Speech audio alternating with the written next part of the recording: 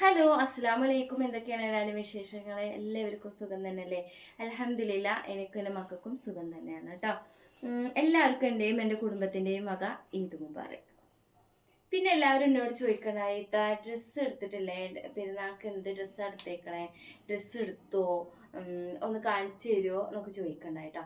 അപ്പം ഞാൻ ഇന്ന് അതും കൂടി ഉൾപ്പെടുത്തിയിട്ട് ഒരു വീഡിയോ ആക്കാമെന്നാണ് വിചാരിച്ചത് കേട്ടോ.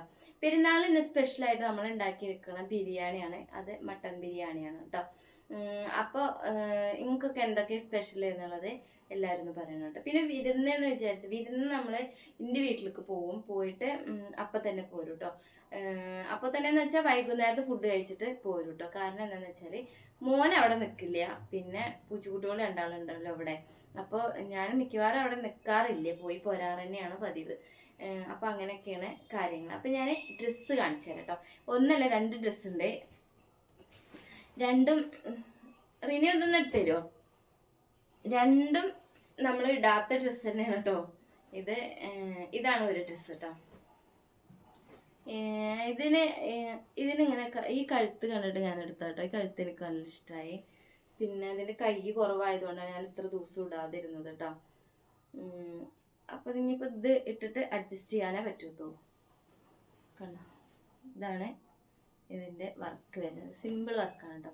ഇനി അടുത്ത ഡ്രസ്സ് എന്ന് വെച്ചാൽ ഇത് തന്നെയാണ്, സെയിം കളറാണ്, പക്ഷെ വേറെ മോഡലാണ് കേട്ടോ. ഇത് എനിക്ക് ഇങ്ങനത്തെ ഡ്രസ്സ് ഇടാന്ന് പറഞ്ഞാൽ, ഇതാണ് ഡ്രസ്സ് കേട്ടോ. ഇങ്ങനത്തെ ഡ്രസ്സ് ഇടാന്ന് പറഞ്ഞാൽ എനിക്ക് ഭയങ്കര ഇഷ്ടം കേട്ടോ. നല്ല ഇഷ്ടമാണ് എനിക്ക് ഇങ്ങനത്തെ ഡ്രസ്സ് ഇടുന്നത്. ഇതിൻ്റെ അടിയിൽ ചെറിയൊരു ഫ്ലീറ്റ് ഒക്കെ വരുന്നുണ്ട് കേട്ടോ. ഇതാണ്.